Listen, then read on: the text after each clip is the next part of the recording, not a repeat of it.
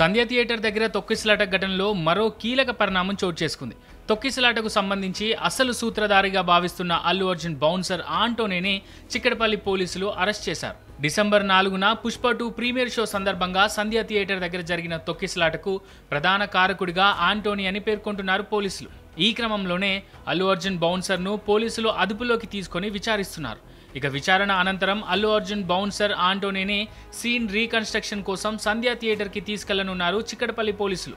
అసలు సంధ్య థియేటర్లో ఆ రోజు ఏం జరిగింది, అల్లు అర్జున్ ఫ్యామిలీతో ఎక్కడ కూర్చున్నారు, తొక్కిసలాట ఎక్కడ జరిగింది, కారణాలు ఏంటి, ఆ సమయంలో బౌన్సర్లు ఏం చేశారు, రేవతి మరణానికి కారణం ఏంటి అనే విషయాలపై సీన్ రీకన్స్ట్రక్షన్ చేయనున్నారు పోలీసులు.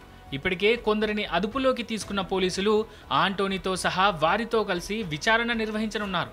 ఇక సంధ్య థియేటర్ దగ్గర తొక్కిసలాట కేసులో చిక్కడపల్లి పోలీసులు 18 మందిపై కేసు నమోదు చేశారు. ఇప్పటికే ఈ కేసులో అల్లు అర్జున్ విచారణ పూర్తయింది. సుమారు 3.5 గంటల పాటు విచారణ కొనసాగింది.